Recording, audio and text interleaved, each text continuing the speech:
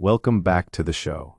This is Current Rised 1, and today we're getting into this idea that you can step back from your own mind and start shaping your life on purpose, not just running on autopilot. I love this topic because it sounds abstract until you realize it's actually practical. It's basically the shift from being inside every thought to noticing the whole system your thoughts are running on. Okay, so right away, what do we mean by meta-mind? Because people hear meta and think it's either philosophy class or a productivity hack. The simplest way to say it is, the metamind is the part of you that can observe your thoughts, feelings, and habits without being swept away by them. It's not another thought. It's the awareness that notices the thoughts. So it's like, there's the mind doing its thing, and then there's you noticing the mind doing its thing? Exactly. Picture your mind like a theater. Your daily thoughts are the actors on stage, deadlines, worries, replaying conversations. The metamind is the audience that can watch the play and go, interesting plot twist. Do we want to keep running this script? That's such a relief, honestly, because it implies you're not trapped in the first story your brain serves up. And that's where meaning comes in. A big thread here is, what if there's no fixed script handed down by fate? That can be unsettling, but it's also freeing. Because then, meaning isn't something you find, it's something you build. Build meaning like you're the architect, not the archaeologist. Perfect. Your experiences, values, relationships. Those are the raw materials. And the meta approach isn't a religion or a rigid rulebook. It's a way of living with intention and honesty, no matter what you believe about where meaning ultimately comes from.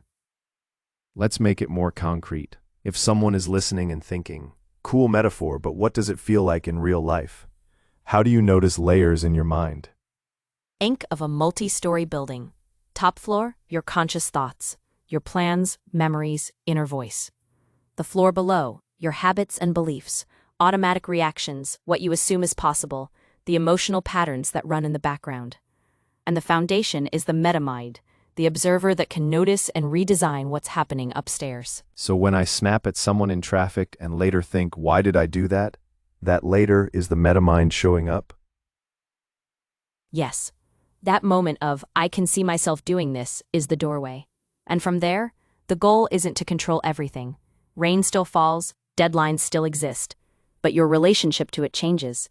You can reinterpret what's happening, like choosing different lenses for your glasses. I want to pull on that lenses thing, because it can sound like toxic positivity if you say it wrong. Totally. This isn't pretend everything is fine. It's, you may not control the event, but you can choose your interpretation and response. A rainy day can be, my day is ruined, or this is my cue to slow down. That choice is real power. And that connects to the action steps in the text, like radical honesty, which sounds intense. What does it actually look like? Surprisingly small. Set aside 10 minutes each week and ask, what energizes me? What drains me? Then believe your own data. Like noticing you feel alive after a run with friends, but depleted after certain meetings. So you start building your schedule around what aligns with your values. The examples hit hard. Like Sarah volunteering just because it looked good, then realizing mentoring students actually made her feel fulfilled. Right, because meta-awareness cuts through performative living. It asks, is this for me? Or is this for the version of me I want other people to approve of? Then there's intentional focus, like choosing one value each morning. It feels almost too simple. Simple is the point. Mike picked a daily focus word like gratitude and thanked 3 people. Over time, relationships deepened. That's meaning built brick by brick, not from grand declarations, but from repeated, aligned choices. There's also this idea of holding meaning lightly, which I found kind of comforting. Like you can change your mind without it being a failure. That's huge. Revisit goals every few months and ask, does this still fit who I am? If you aimed for a marathon but hiking brings more joy, you're allowed to shift. The metamind stays flexible because it's committed to truth, not to ego. And the fourth principle, radical responsibility, can be tricky because it can slide into self-blame. It's not shame, it's ownership. If you miss a deadline, instead of blaming the schedule or coworkers, you ask, what's my part? What will I do differently? That turns mistakes into lessons instead of verdicts on your worth. Okay, now I want to get into the mind as an operating system metaphor, because that felt modern in a way the theater metaphor doesn't. Think of your thoughts and emotions as apps on your phone, what you see on the interface. But underneath is the operating system, the hidden processes that filter information, trigger emotional scripts, and shape your reactions.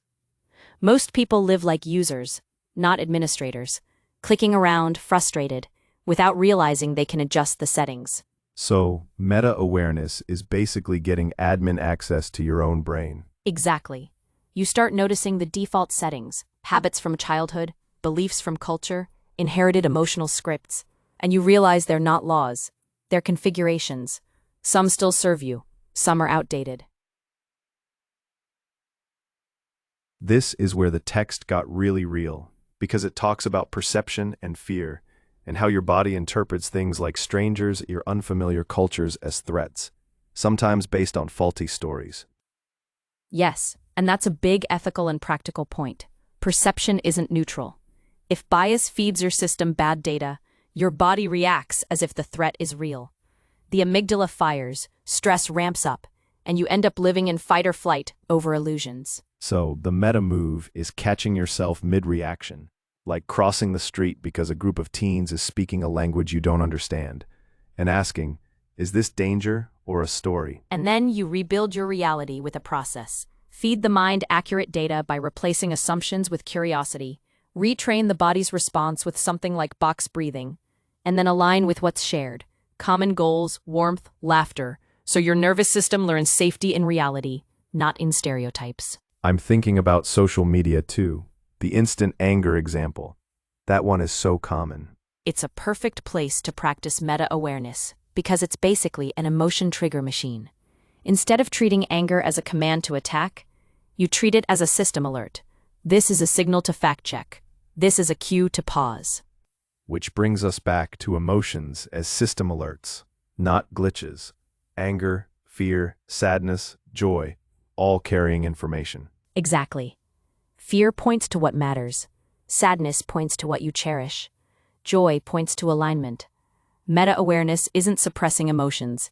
It's listening to them without letting them hijack the whole system. And then there's that childhood angle, how kids naturally have this curiosity and why energy, and we sort of trade it for efficiency and predictability. We don't lose meta-awareness. We put it to sleep. The invitation is to wake it up, bring childhood wonder into adult wisdom. Curiosity becomes a practice again, not a personality trait you either have or don't. So if someone wants to start today, it's not reinvent your entire life. It's pause and observe, question assumptions, follow curiosity, welcome emotions, set an intention for the day. And start treating your life like a blank canvas you actually get to paint, instead of a script you're forced to perform. Because once you notice you're both performer and director, the next question becomes, what part of your operating system do you want to rewrite first? That's the question, because once you've got the admin password, you can't unsee it. And now we get to choose where we apply it. So let's dig deeper into what it looks like to catch those hidden scripts in real time. So let's push into that next layer, this idea of goals versus rigid plans. Why does the brain freak out so much when the plan breaks, even if the goal is still totally possible? Because a rigid plan narrows your attention to one narrow route. And when that route collapses, your amygdala reads it like danger. A goal keeps the destination stable while giving the brain permission to search for new options. So it's not that structure is bad. It's that the structure becomes the identity. Like, if it doesn't happen this way, it doesn't happen. Exactly. Goal-based thinking keeps cognitive flexibility online. If one strategy fails, you can switch strategies without triggering that big stress hormone spike, adrenaline, cortisol, the whole cascade. I love the GPS versus printed map analogy. GPS recalculates. Printed map just shames you for being lost. That's it. And it shows up everywhere. Health goals are a perfect example. If you miss the 6 a.m. run and eat pizza, a plan identity says, I failed. A goal identity says, okay, what's a next best step that still moves me toward healthier? Like, evening walk, 5-minute meditation, a decent breakfast tomorrow, still on the path, just a different lane. And the brain learns something huge in that moment. I can adapt. Each disruption becomes practice, not proof you're broken. Okay, but people hear flexibility and they're like, cool, so I can just drift forever and call it mindfulness. That's the trap. Goals without any structure can drift. The upgrade is flexible structure. Smart goals, but with wiggle room. Clear target, adjustable route. Give me something practical. What's the easiest way to build that recalculate muscle? 2 things. First, regular reviews, weekly or monthly check-ins where you ask, is this goal still relevant? What's working? What's not? What needs to change? Second, a plan B mindset. Write 3 backup approaches before you need them. 3 backup approaches feels weirdly powerful because it's like you're training your brain to generate options instead of catastrophes. Exactly. When you hit a roadblock, you're not improvising from panic. You're selecting from prepared alternatives. That's nervous system friendly. And then there's the part people skip because it feels cheesy, celebrating progress. It's not cheesy, it's neurochemistry. If you don't reward progress, you're basically working without getting paid. Celebrating wins creates dopamine and pride signals that reinforce persistence. So you're telling me I'm my own payroll department? You are. And if you only ever pay yourself when you're perfect, you're training your brain to associate growth with punishment. Okay, let's pivot to pillar 3 because it plugs into this. Dimensional awareness. This thing about separating sensation, feeling, thought, and emotion. That sounds abstract, but it's actually super real in a moment like a job interview. Totally. Your heart pounds, palms sweat. Those are sensations. Then you feel tightness, fluttering. That's the body's immediate response. Then the thought layer jumps in. I'm going to mess this up. And that story crystallizes into the emotion, anxiety. And if you change only the story layer, the emotion result changes, even if the body data is the same. Right. Same physiology can be labeled panic or readiness. That's why this pillar is so freeing. You stop treating the first label your mind grabs as truth. What's a simple exercise people can do without turning their life into a spreadsheet? Start with a sensation scan for 3 minutes. Describe what you notice in purely physical terms like warmth in chest or pressure behind eyes without calling it anxiety or sadness. Then in a charged moment, do catch, check, change. Catch the emotion, check the thought driving it, change it to something more accurate and less absolute. And once you can do that, it sets up pillar 4, identity. Because then I am anxious becomes I'm in anxiety mode right now, which is a very different prison sentence. Exactly. Noun shifts. Shifting from permanent nouns to temporary modes creates space to move. And that's where we start brushing up against that threshold idea. Like, if I'm not my thoughts, not my emotions, not my labels, what am I? Yeah, because that question starts to feel less like self-help and more like, okay, we're walking towards something bigger than the mind's usual control panel. So next, let's talk about what it actually means to stand at that threshold of the known. So we've been talking about building flexibility in the mind and learning the language of the body. Now I want to zoom out. The body isn't just sitting there receiving life. It's in constant dialogue with the world. Yes, it's an exchange relationship. Breath is literally trade with the environment. Food is the world becoming you. Touch is mutual pressure and heat. Even your presence changes the room, chemically, socially, energetically. That sounds poetic, but also weirdly practical. Like I'm not separate from what's happening around me. Exactly. And when you feel isolated in your head, remembering I'm in an exchange can soften that. You're participating, not just thinking about participating. I love that. But it also makes me think, my body is doing all this work without me. The heartbeat thing still blows my mind. It should. Most of your lived experience rides on invisible labor. Circulation, respiration, digestion, immune surveillance, stuff you didn't earn and can't manually operate. That's where humility comes in, and honestly, gratitude as a nervous system state. And it's not just maintenance, right? There's intelligence. Like, you cut your finger and your body just runs the program. Totally. And on the danger side, your body starts the survival cascade before the mind explains it. That's why people say, I don't know why, but I panicked. The body moved first to keep you alive. Which is kind of reassuring and kind of annoying. Both. The trick is not shaming it. It's ancient competence. We want to interpret the signal accurately and then choose what we do next. This ties into the second brain stuff, doesn't it? The gut? Yes, the enteric nervous system has a huge number of neurons, and the big headline is direction. Most of the signaling goes from gut to brain.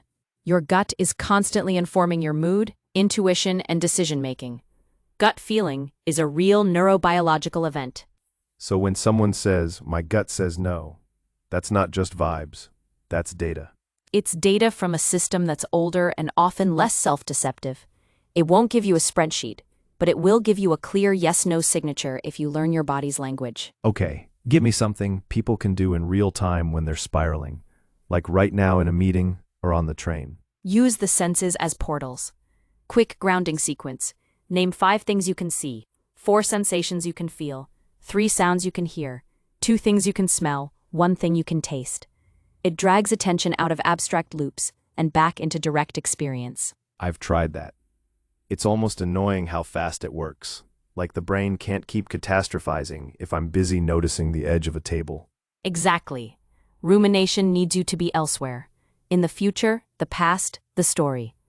Full sensory presence collapses that elsewhere. And then there's breath, which feels like the cheat code, because it's automatic, but also controllable. Breath is the bridge between autonomic and voluntary. Slow it down, especially lengthen the exhale, and you shift into parasympathetic mode. HRV up, cortisol down, prefrontal cortex back online, amygdala less reactive. It's one of the fastest state changers we have. What's the single fastest move? Like, I have 10 seconds. The physiological sigh. Inhale through the nose, then a second short sniff at the top. Then a long, slow exhale through the mouth. 1 to 3 rounds.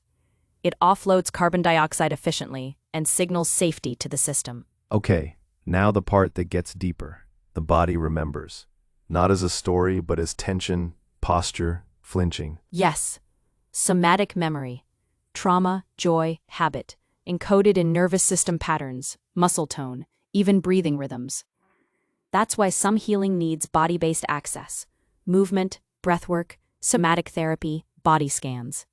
You're speaking the language the imprint is stored in. So if someone's like, "I understand my issues, why am I still reacting?" It might be because their insight never met their tissues. Perfectly said. And this is where movement becomes medicine. Even 3 minutes of intentional movement can interrupt rumination and reset baseline. Presence matters more than intensity. Shake out limbs, stretch, stop, open the chest, soften the jaw. And once you start listening consistently, you can find that body yes and body no, right? The expansion versus contraction thing. Exactly. Hold a true, nourishing choice in mind and notice opening, lightness, ease. Hold a misaligned commitment and notice tightening, heaviness, pulling inward. It's not magic. It's pattern recognition in your own system. All of this makes the body feel less like a vehicle and more like a partner with its own wisdom. And when you treat it that way, something interesting starts to happen. You begin to sense there's a layer beneath mind and body, something like the aliveness that powers both. Which is a perfect segue, because you just said aliveness, and that's where I want to go next. This idea of a force that you can't exactly point to, but everything seems to run on. Okay, so if the body is doing all this invisible work in the background, I loved that streamer analogy you mentioned earlier. Break it down for me. What's the bandwidth throttling version of a human day? It's when you're technically still functioning, but at reduced capacity. You're answering emails, making dinner, having conversations, but the system is lagging. Less patience, weaker focus, bigger emotional reactions. And the key is you don't fix that with willpower. You optimize the relationship, reduce load, pick better stream times, and stop pretending you're not buffering. That lands. And it also explains why people say, "Nothing big happened, but I'm snapping at everyone." It's not the event, it's the server room. Exactly. And what's interesting is, your mind, your body, and that deeper aliveness we've been calling the force, they're like a live collaboration stream. The mind proposes, the body reacts in real time, and the force is basically the platform keeping the whole thing online. So when I'm like, "Let's stay up late and power through," that's the mind as the creator with a big plan. And the body is the chat going, "We are cooked." Meanwhile, the force is like, "Sure, we'll keep running, but you're on low power mode." Integration is reading the whole conversation instead of listening to only the loudest voice. Let's zoom into the mechanics. Walk me through the loop. How does a spiral actually start in slow motion? First, there's an initial stimulus. Could be external, your phone buzzes with a message from someone you dread, or internal, a memory pops up out of nowhere. That input hits your system. And then the body reacts before I even have a thought about it, right? Yep, milliseconds. Threat detection flags it as significant. Your autonomic nervous system shifts, heart rate nudges up, muscles tighten. Your face might micro-express an emotion you haven't named yet. It's pre-conscious intelligence. Then the mind shows up late to the party and starts narrating. Totally. The mind goes, "Oh, it's them," and instantly, interpretation, prediction, story. This will be awkward. I'm in trouble. This means I'm not good enough.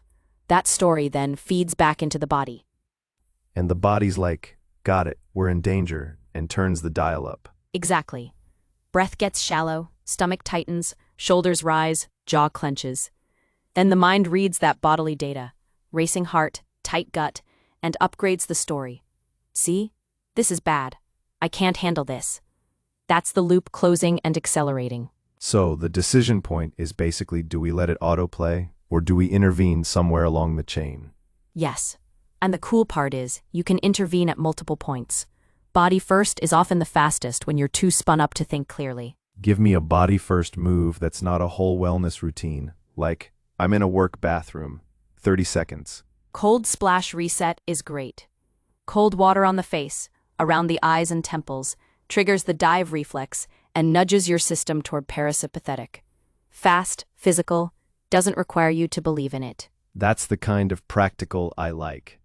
What about when I can't leave the room? Like I'm about to walk into a meeting and I'm already bracing.